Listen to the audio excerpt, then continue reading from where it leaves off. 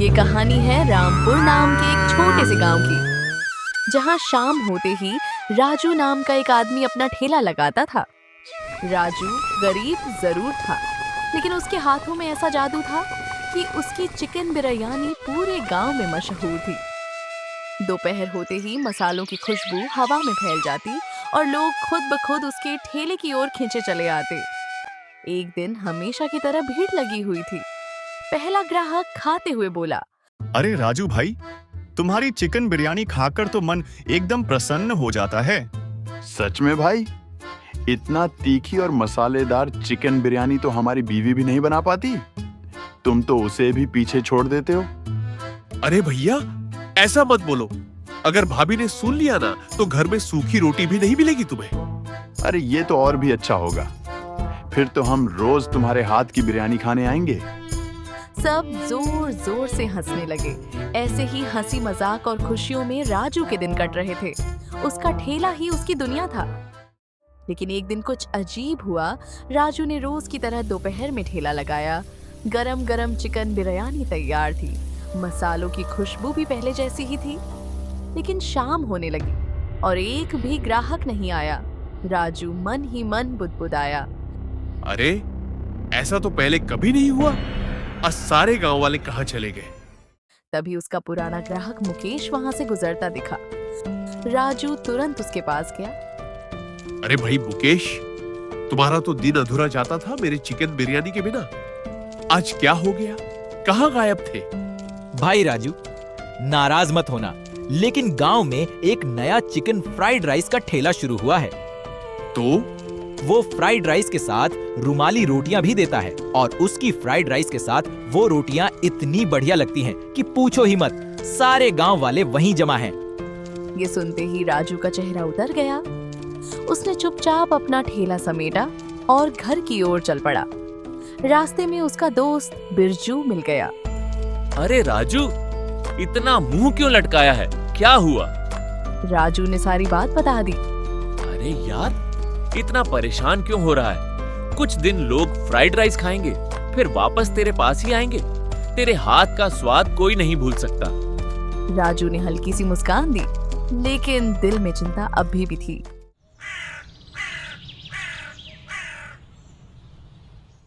अगले दिन राजू ने फिर से उम्मीद के साथ अपना ठेला लगाया। उसने सोचा शायद आज सब ठीक हो जाए। लेकिन दोपहर से शाम हो गई और फिर भी एक भी ग्राहक नहीं आया। हताश होकर वह बुदबुदाया, लगता है अब ठेला बंद करके कोई और काम करने का वक्त आ चुका है। उधर दूसरी ओर नीलेश, जिसका नया चिकन फ्राइड राइस का ठेला था, घर में खुशी मना रहा था। अरे शोभा, अब तुम जितने चाहो उतने गहने ले लो।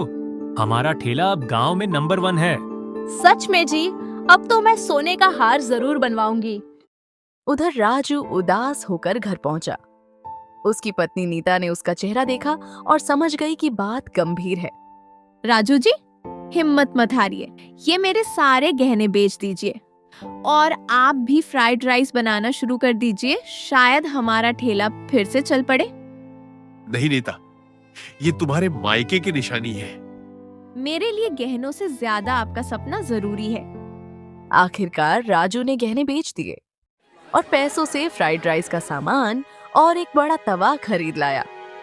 फिर वह गांव के पुराने ढाबे वाले काका के पास पहुंचा। काका, मैं अपने ठेले पर चिकन फ्राइड राइस बनाना चाहता हूँ। क्या आप मुझे सिखाएंगे? ठीक है बेटा, सिखा दूंगा, लेकिन सुनो, अगर फ्राइड राइस की अच्छी सामग्री लाओगे तो ज्यादा मुनाफा नहीं होगा। तो फिर? अगर मुनाफा कमाना है तो मिलावट करनी पड़ेगी। राजू कुछ देर चुप रहा, फिर मजबूरी में बोला, ठीक है काका। काका ने राजू को सब कुछ सिखा दिया। राजू ने ध्यान से हर बात सीखी।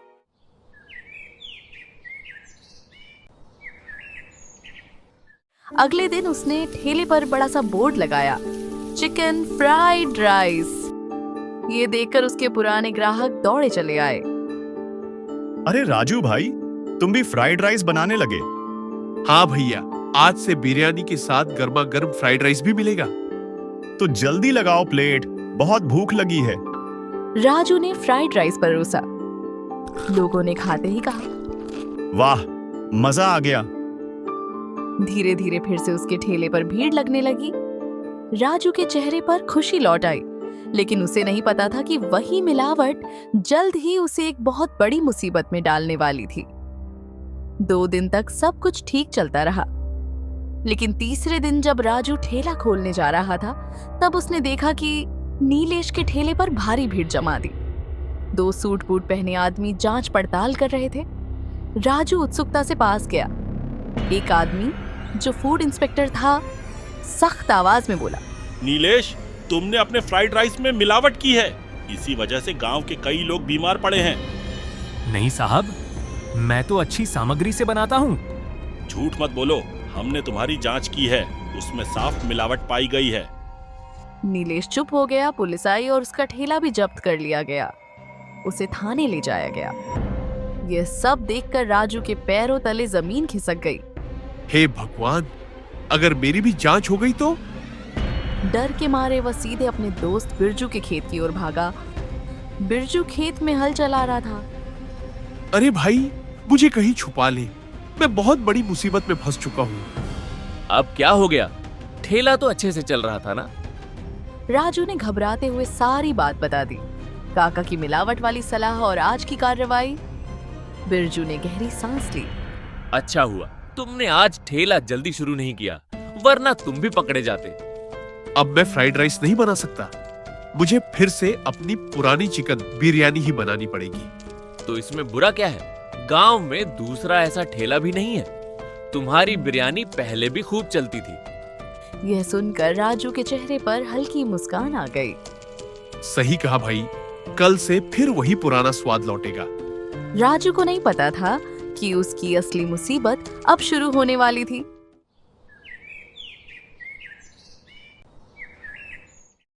अगले दिन राजू पूरे जोश के साथ अपना पुराना चिकन बिरयानी का ठेला शुरू करता है। उसने मन ही मन कहा, अब तो सारे ग्राहक मेरे ही ठेले पर आएंगे, असली स्वाद यही है। वह उम्मीद से खड़ा रहा। धूप ढली, शाम होने लगी, लेकिन उसके ठेले पर एक भी ग्राहक नहीं आया। राजू की चिंता बढ़ने लगी। ये क्या हो रहा है? न फ्राइड राइस न बिरयानी, फिर लोग कहाँ जा रहे हैं? आखिरकार उसने ठेला बंद किया और गांव में देखने निकल पड़ा। तभी उसकी नजर पड़ी नीलेश का वही ठेला और वहां फिर से भारी भीड़। राजू हैरान रह गया। ये कैसे हो सकता है? इसे तो कल पुलिस स्टेशन ले गए थे। पास से गुजर रहे एक आदमी से बोला, अरे भाई, कल तो इसका ठेला फूड इंस्पेक्टर ने बंद करवाया था ना? हाँ भाई, करवाया था, पर नीलेश ने इंस्पेक्टर को पैसे खिला के ठेला छुड़ा लिया। पर गांव वालों को पता है ना कि वो मिलावट करता था। अब वो फ्राइड राइस नहीं दे रहा। तो फिर क्या दे रहा है? अब वो चिल्ली चिकन के साथ बहुत सारे तले हुए प्याज दे रहा है। इतने स्वादिष्ट कि पूछो ही मत। ये सुनकर राजू सोच में पड़ गया। यही सोचते सोचते वह घर लौट आया। अब मैं क्या करूं? कुछ नया क्या करूं? तभी उसे घर में फ्राइड राइस की प्लेट दिखी। भूख भी बहुत लगी है, चलो एक खा लेता हूं। वह फ्राइड राइस खाने बैठ ही रहा था कि तभी उसे अपने दोस्त बिरजू की याद आई। अरे हाँ, बिरजू से इस चिल्ली चिकन के बारे में पूछ लेता हूँ। वह वैसे ही उठ गया। उसने वह फ्राइड राइस एक पत्तल में रखा और उसे अपने साथ लेकर बिरजू के खेत की ओर निकल गया। कुछ देर बाद वह खेत पहुंचा। भाई, मुझे लगता है अब मुझे भी तेरे साथ खेत में काम करना पड़ेगा। ठेले से तो अब उम्मीद ही खत्म हो गई है। अरे अब क्या हो गया? राजू ने नीलेश के चिल्ली चिकन और प्याजों वाली पूरी कहानी सुना दी। तू यहीं रुक, मैं अभी उस नीलेश के ठेले से वह चिल्ली चिकन लेकर आता हूँ। देखते हैं उसमें ऐसा क्या खास है। बिरजू तुरंत गया और नीलेश के ठेले से चिल्ली चिकन लेकर आ गया। दोनों पेड़ के नीचे बैठ गए। जैसे ही पत्तल खोली, खुशबू चारों तरफ फैल गई। बिरजू बोला, वाह भाई, खुशबू तो कमाल की है। दोनों ने पहला निवाला लिया। बिरजू का दिल खुश हो गया। सच कहूं तो स्वाद गजब का है। इसी वजह से सारा गांव उसके ठेले पर जा रहा है। हाँ भाई, पर मैं ऐसा क्या नया करूं कि लोग फिर से मेरे ठेले पर आए? अरे पहले ये खत्म कर लेते हैं, वरना ठंडा हो जाएगा। क्या अलग करना है, बाद में सोचेंगे। दोनों ने चिकन खत्म कर दिया, लेकिन काफी सारे तले हुए प्याज बच गए। अरे ये तो बहुत प्याज बच गए, अब इनका क्या करें? अरे रुको, मैं ये घर से ये फ्राइड राइस लाया हूँ। अच्छा, लाओ तो जरा, प्याज के साथ खाकर देखता हूँ। बिरजू ने एक प्याज उठाया और उसे फ्राइड राइस के साथ खाने लगा। जैसे ही उसने प्याज के साथ फ्राइड राइस का निवाला लिया, उसकी आंखें चमक उठी। अरे भाई राजू, लगता है तेरे तरक्की का रास्ता मिल गया। तले हुए प्याज को फ्राइड राइस के साथ खा कर देखो पहले। राजू ने वैसा ही किया।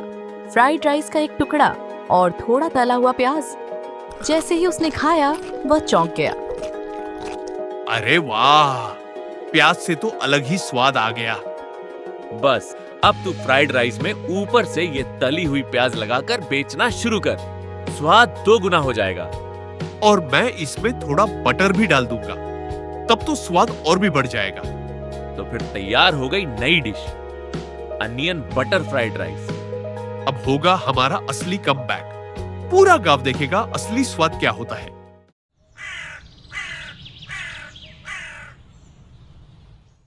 अगले दिन सुबह सुबह राजू और बिरजू पूरे जोश के साथ काम पर लग गए।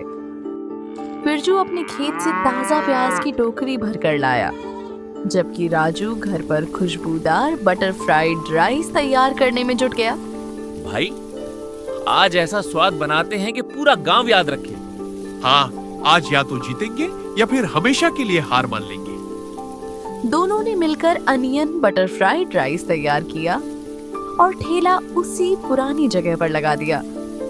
उस पर बड़े बोर्ड पर लिखा था 20 रुपये का onion butter fried rice. Raju ठेले के सामने खड़ा होकर जोर से बोला, आओ आओ गांव वालों, सिर्फ 40 रुपए में अनियन बटर फ्राइड राइस खाओ। ये सुनकर 2 गांव वाले पास आए। एक ने शक भरी नजर से पूछा, भाई, ये कैसा फ्राइड राइस है और वो भी सिर्फ 20 रुपए में? भाई, ताजा तले हुए प्याज से बना फ्राइड राइस है और साथ में बटर। ऐसी डिश तो हमने पहली बार देखी है, पता नहीं कैसी लगेगी। अरे भाई, मैंने अभी चखी है, कसम से स्वाद लाजवाब है। एक बार खाकर तो देखो। उन्हें लगा बिरजू भी कोई ग्राहक ही है। ठीक है भाई, तुम इतना कह रहे हो तो एक प्लेट लगा दो। राजू ने तुरंत 2 प्लेट परोस दी। एक ने खुशबू लेते हुए कहा, वाह, खुशबू तो कमाल की है। अब स्वाद देखते हैं। जैसे ही दोनों ने पहला निवाला लिया, उनकी आंखें चमक उठी। अरे वाह, सच कह रहे थे तुम, ये प्याज वाला फ्राइड राइस तो सबसे अलग है। उनकी बातें सुनकर और लोग भी आने लगे। धीरे धीरे भीड़ बढ़ती गई, यहाँ तक कि नीलेश के ठेले से भी ग्राहक लौटकर राजू के पास आने लगे। कुछ ही दिनों में राजू की अनियन बटर फ्राइड राइस इतनी मशहूर हो गई कि शहर से लोग खास इसके ठेले पर आने लगे। अब बिरजू भी ठेला संभालने में हाथ बटाने लगा। दोनों ने ईमानदारी और मेहनत से अपने नाम को पूरे गांव में मशहूर कर दिया। एक शाम राजू ने मुस्कुराकर कहा, देखा बिरजू, सही रास्ता कभी हारने नहीं देता। हाँ भाई, मिलावट नहीं, मेहनत ही असली स्वाद देती है। और इसी तरह मेहनत और सच्चाई के दम पर दोनों ने अपने परिवार के साथ सुखी जीवन जीना शुरू किया। और इसी तरह कहानी का अंत यही होता है।